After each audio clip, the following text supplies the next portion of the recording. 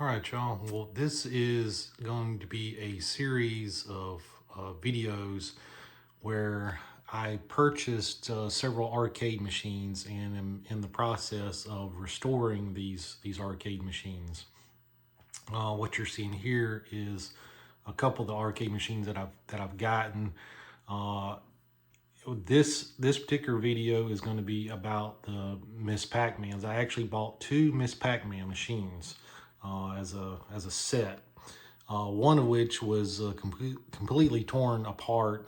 There was nothing put together. It was all in bags and boxes. That's this machine that you're seeing right here.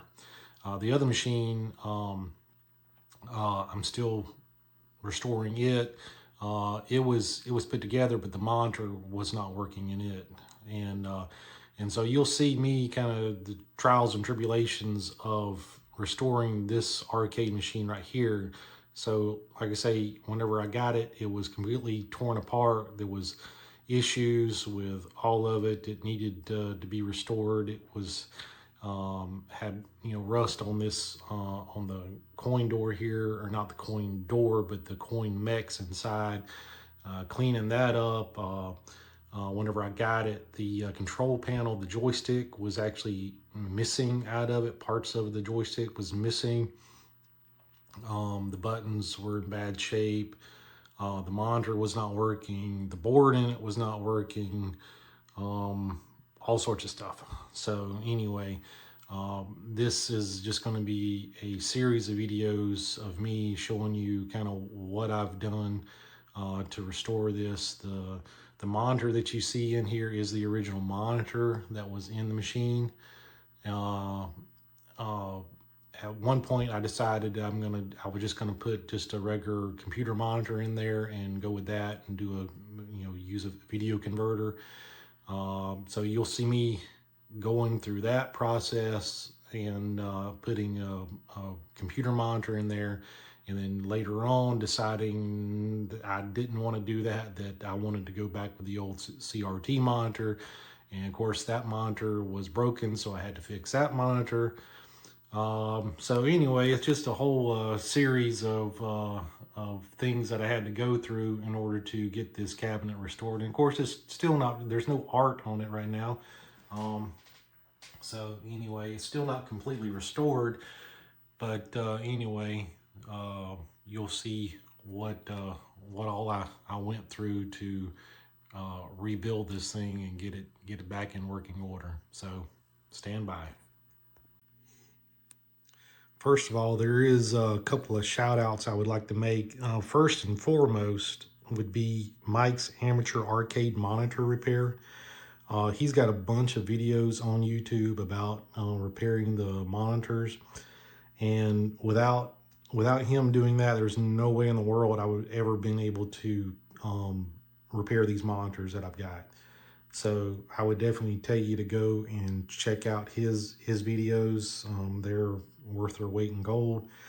The other one that I didn't see his videos until really after I started restoring, but I kind of wish now I would have saw his channel earlier, and that's Troy's Arcade Restoration.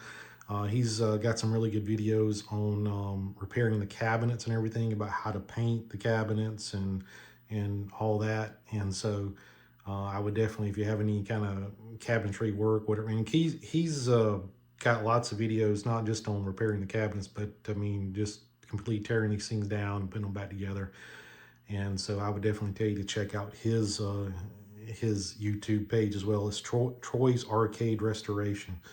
And like I say, Mike's Amateur Arcade Monitor Repair are the two that I would definitely suggest you check out. All right, without further ado, let's get into it.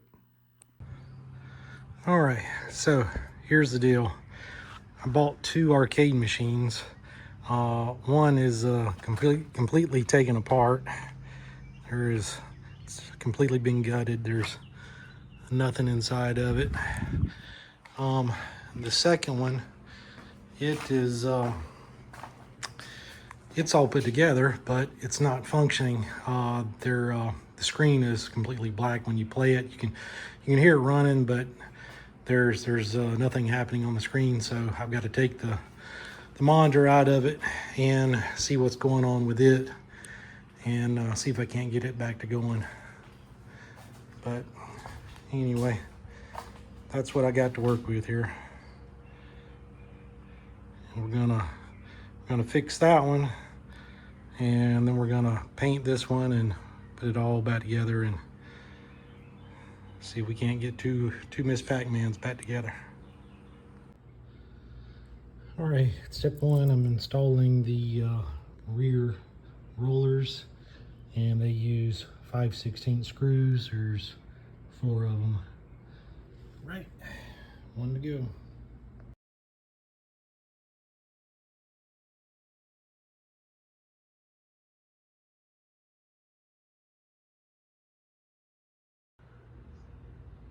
All right, step 1 was installing these rollers back in here, and these are 5/16 inch screws that holds them in place. So let's get that done. That's step 1. All right, step 2 is adjusting these leveling legs right here. And then this is a locking nut to lock it into place. To once you get it to where it's going to, that this isn't gonna unscrew on its own if someone were to try to move it around. So you just lock these in, and this is a 9/16 inch. All right, step 3, dusting.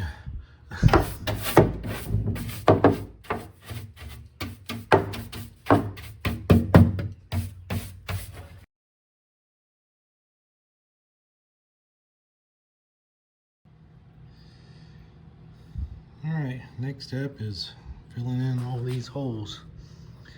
Little small holes, nothing to it.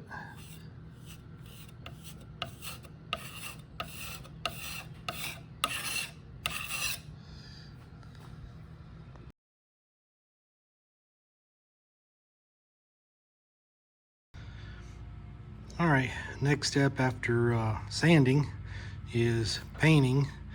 And so we've kind of got everything sanded down and ready to paint. And let's see here, this is this Rhapsody is what it matched with. It was Glidden Rhapsody is what I found on the internet, and these are the color codes in case you were wondering what colors or whatever those numbers right there are. They can match it up at Lowe's. And what I got was Valspar Ultra Interior Paint Primer. All right, we're done with the painting, and I'm not gonna do any stencil work on this thing. I'm just gonna buy a vinyl overlay to put on it.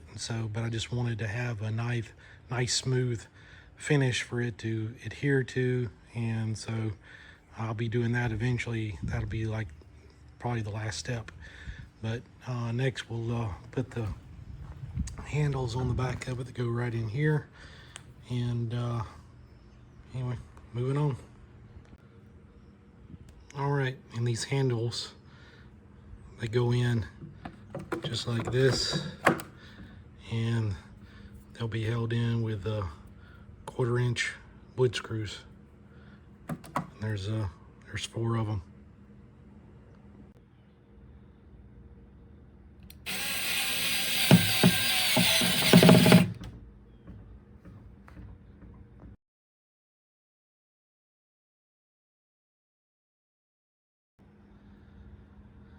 All right, handles are in place, and now we got something to kind of grab hold by.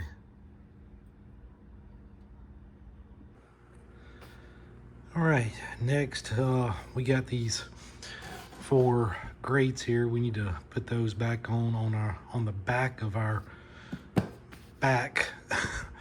And so we'll just staple those in place and use a hammer in case the staples don't go all the way through. All right, we got our grates installed. I won't be getting any prizes for it being beautiful or anything, but they're in there. All right, moving on. All right, next we'll be installing our rails that holds our monitor in. There's a left and a right, and there will be 4 1/4-inch screws holding them in. Right. And this is what the wood screws look like. They'll be 1/4-inch screws holding it in place. And moving on to this side.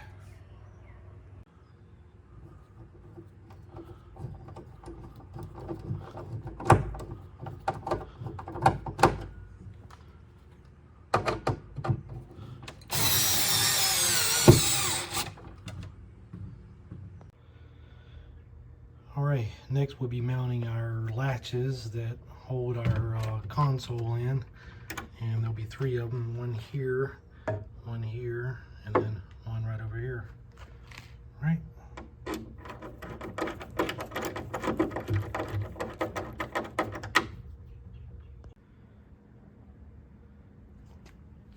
Alright, well that's got our control panel latches all installed there, so moving on to the next step. Alright, I went ahead and installed the door safety switch that cuts power. If someone were to remove the rear door, you just pull that on it and that overrides it. And then next we're going to be installing the rails over here that hold our motherboard in, and there's 3 of them, and they all appear to be identical as far as length and everything, so it shouldn't matter which one goes where. And the screws that hold it in are the 1/4-inch wood screws. Right.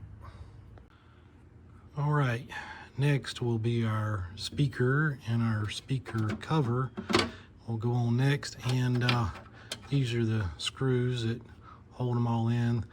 You'll put the screw through the speaker cover and hold it underneath here at the same time while you're trying to put the nut on. So that's going to take both hands for sure to be able to line everything up and tighten everything down.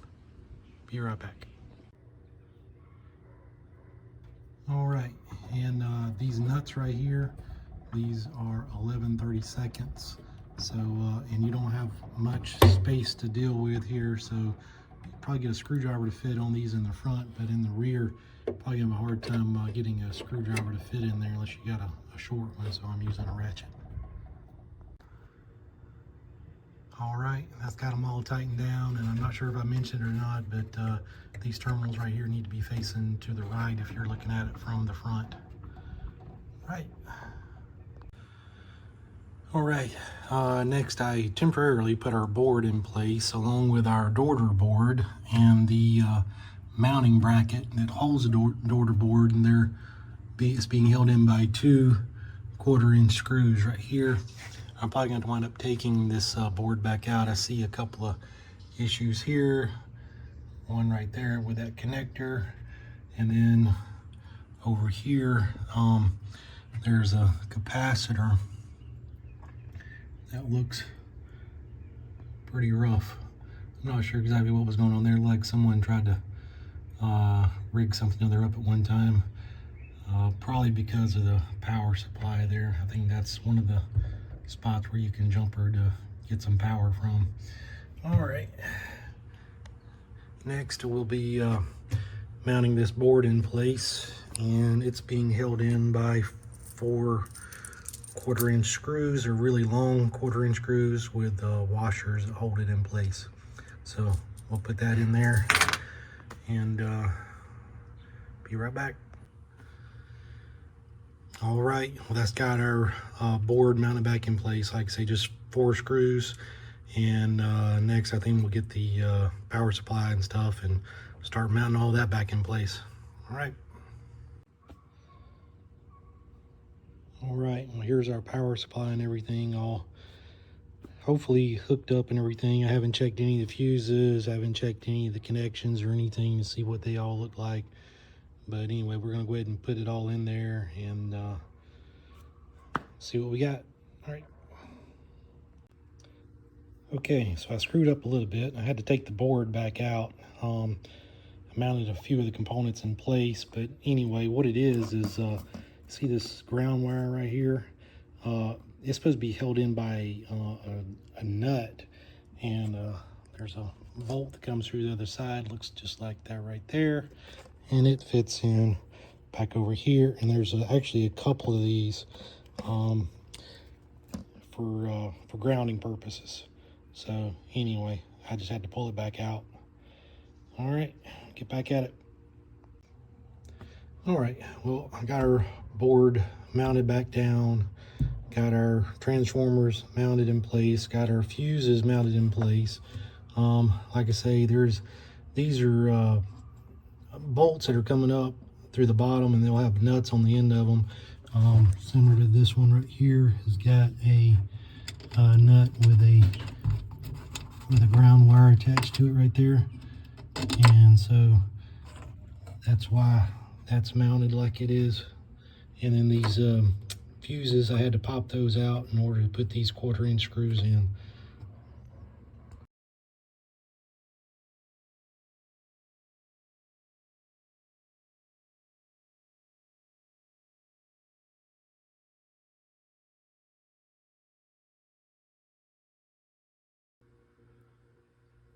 Okay, the next thing I did was to hook up the backlight up here for the Marquee, and it has 3 1/4-inch screws that holds it in. And anyway, I noticed that on the other Miss Pac-Man machine that I've got there, it's actually different altogether. It's a totally different design. So if yours is a different design, then it might not mount up in here like that. And it just has a connector here, a quick disconnect plug that it goes to. So anyway, I'll hook that up. And of course, we got our speaker hooked up. So all right, moving on to the next thing. All right, next I went ahead and hooked up our switch that's at the very top of the cabinet. It's just got 2 wires going to it and a ground wire that mounts to the base. And it's only got 2 1/4-inch screws that hold it in. It's got, you know, spots for many more, but anyway, it's just got the 2 in there. And of course you can see the top of it right there. All right, moving on to the next thing. All right, well, up next is this metal bracket right here. I'm pretty sure what that does, it just holds the bezel in place that goes around right here. It just locks it in place at the back. So anyway, it's got 3 screws holding it in, 1, 2, 3, and they're going to be the longer 1/4-inch screws. All right. Next, I hooked up the door safety interlock switch, and we've got the blue wires here at the bottom, brown wires at top, and you can see that there's a space right here that's empty. That terminal is empty, and then you got up here, you got the terminal in the middle is empty there as well. So that is how you wire it up right there. Right. Okay, next I mounted this brace right here. This is to help act as a brace for the television monitor, or the monitor. These are 5/16 screws, fairly long. I mean, I was almost scared that they were going to come poking through the other side, but anyway, they didn't. But yeah, 5/16 screws that holds that in place. All right, moving on to the next one. And something I forgot to mention is this cable right here. It actually goes behind this bracket, so this is where this is gonna be at. I went ahead and attached one of the little holders here to help hold the wires in place, and that's a 1/4-inch screw right there. And there's going to be a couple more down here. There's one here, and yeah. Anyway, several more. All right, we'll get started on that next. All right, so next I put these cable ties in place, just holds the wires to the side of the cabinet here, and there's one right down here. So 1, 2, 3, 4 so far. I think these things are going to be different for each one, because I noticed on the other Miss Pac-Man that it's not in the same position. There was on the other one, there was one down here holding this in place. I don't see one for this. I don't see a hole for it. So yours may be different. All right. All right, so I went ahead and grabbed up our other wiring harness here and connected it up to the main connector that's coming down here. And also it's got the speaker wire hooked up to it, and so I ran the speaker wire up here and put these two fasteners right up here. And next I think we'll go around and plug in our speaker.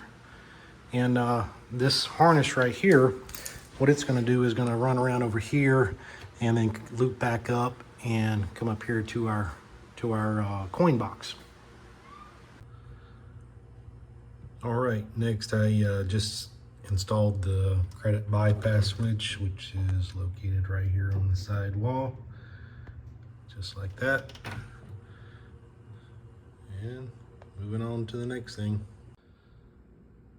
All right, so next we're going to install the box that holds the coin box, and this is it right here. And we're going to use some bolts and some washers and nuts to put it in place right here.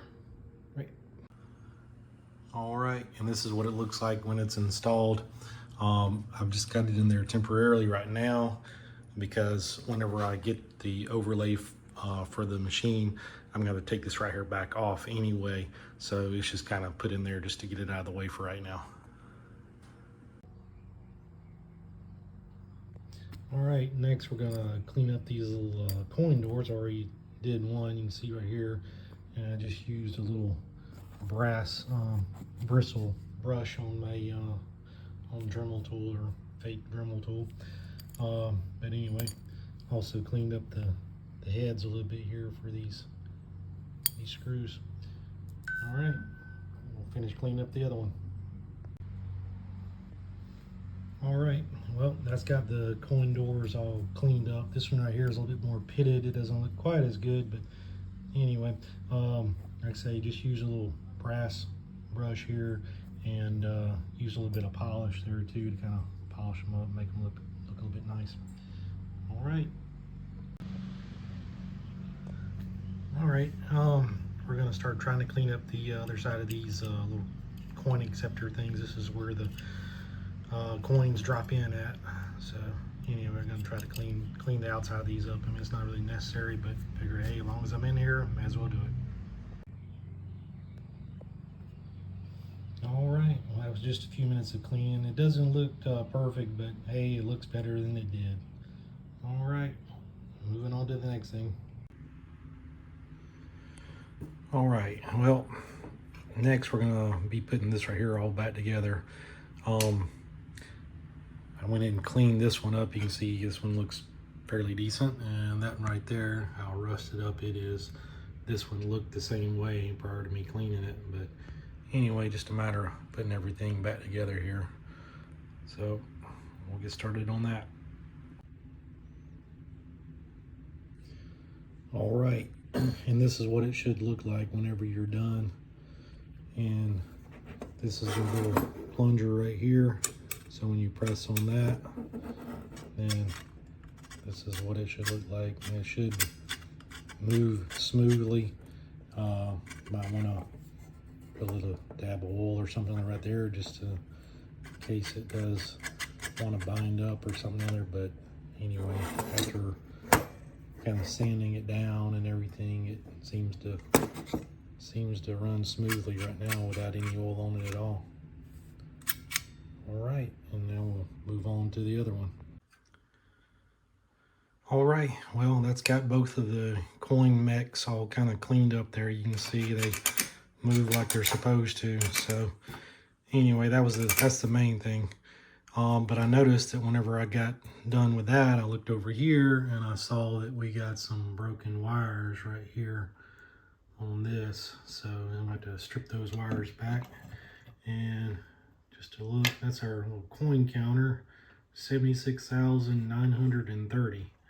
So there was at least 76,930 coins, quarters went through this thing, and it probably turned over if I had to guess. But anyway, this is the little test switch right here. Goes on the front.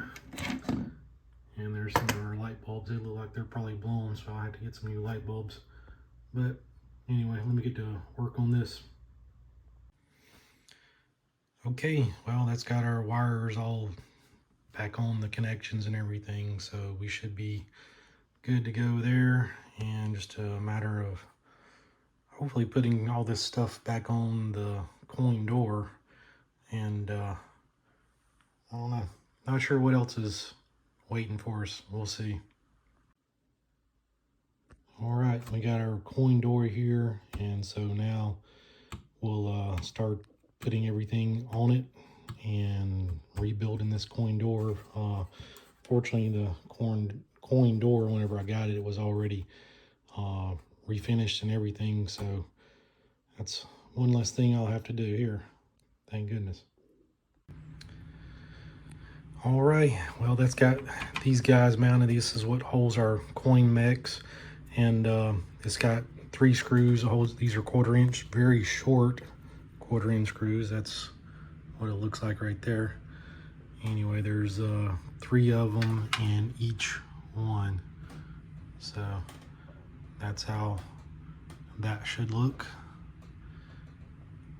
All right, moving on to the next step. All right, next is installing our little lens here, which I already did. You can see right there it says 25 cents. Fortunately, I got it in the correct way. And then our coin counter mounts over the top of it, and it's being held in place with these 2 nuts that are 5/16. So that's what holds that in place. All right, and we'll move on to the next one up here, and we'll do that one. All right. Okay, so I went ahead and installed that one as well. There's the little indicator. Here's the bracket. Here's a bracket that holds it, covers it up, and you got these, like I say, 2 5/16 inch screws that holds it in place. And there we go. Now we got both of our little quarter slots installed. All right.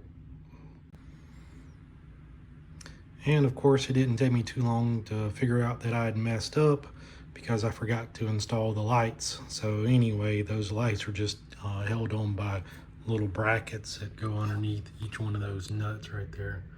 So anyway, don't forget and do like I did and mess up and have to take that nut back off.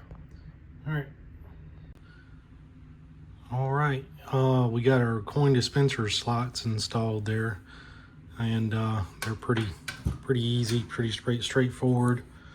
It's just 2 nuts holding them on from the other side. So anyway, not that big of a deal. All right, and next what we did was install these 2 coin slides right here, and they're just held in by short 1/4 inch screws, and so that's how those lock into place. And what they do is they just channel the quarter. Once the person inserts the quarter from the front, it makes the quarter slide down and go into the coin mech. And that, it's got 4 tabs. I'm not sure, let's see. It's got 1, 2, 3, 4. See the little tabs on either side, and they just lock into place right there. You see that little groove it goes into right there, just like that.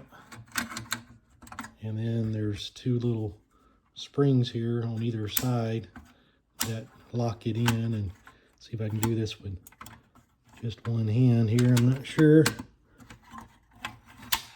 Yep, there we go. All right. Anyway, you see it there now. It just holds it in place, locks it in, keeps it from falling out. And anyway, we'll test out our coin chute, see how it works. Hold on. All right, so we'll drop a quarter in and see if it slides in. It sounded like it went in all right, and it came right out the dispenser just where it's supposed to. So what it is when you drop the coin in, it slides down here, goes through the coin mech. If it's the right weight, then it falls on through and goes through this little slot, and it triggers. There's like a little piece of wire that it hits. The coin hits that piece of wire, and then anyway, hits that little piece of wire right there, and triggers this switch to let it know that you just inserted a coin. All right. And last was the key here, the lock mechanism, and it's holding in the bump switch right here. So that's to prevent someone from hitting the arcade machine and getting a free play.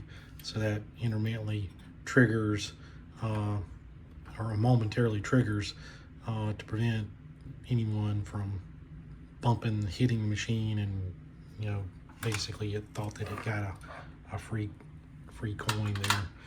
All right, I think that's about it for the coin mechanisms. Maybe not, we'll see.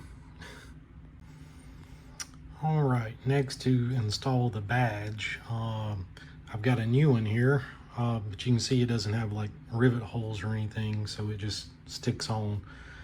But the other one, I was totally prepared to put the old one on, but then I can see where this one's got a tear in it, and the guy that I bought the machine from, I guess he'd already went out and bought this little badge to go on there, so I'm just gonna go that route. And I got some tape around the old one and these right here to kind of help me line it up to put the new one on. So we'll do that now. All right, well, that went on no problem at all. It just took me a couple of minutes to get it on there. So I'll say a couple of minutes, more like 30 seconds. But anyway, having that the tape on here really helped out to make sure it was lined up all right. So that looks pretty good there. All right,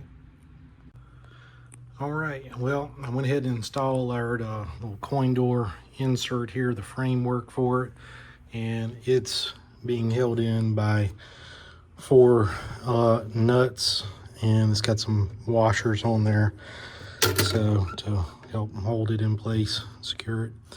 So that's pretty simple. And it take just a minute. And now we'll install the coin door, which is going to have 3 screws right here. There's a door hinge right there, and that's where that goes. All right, we got the coin door put on there. I got 2 of the 3 screws installed there. See this one, and then there's the other one. And these are Phillips head screws. They're fine thread screws, pretty short too. But anyway, I'll go ahead and put the other one back in there and we'll be all done.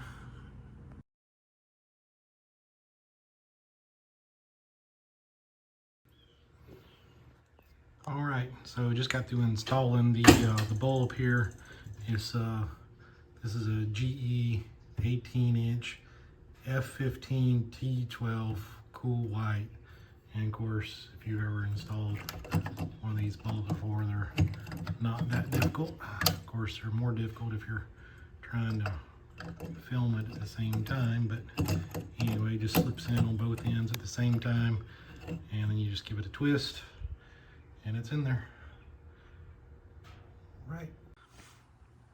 All right, next we're going to be installing our marquee, but before we do that, we got to install our brackets that hold the marquee in place. So there's one at the top and one at the bottom, just like that, and they will mount in here like so. There's one, like I say, one at the top, one at the bottom, and they will be screwed in with Phillips head screws. That's it right there. And the other Miss Pac-Man actually uses Torx head screws. Well, some of them. Let's see here. Yeah, there's a, nope, that's a Phillips head.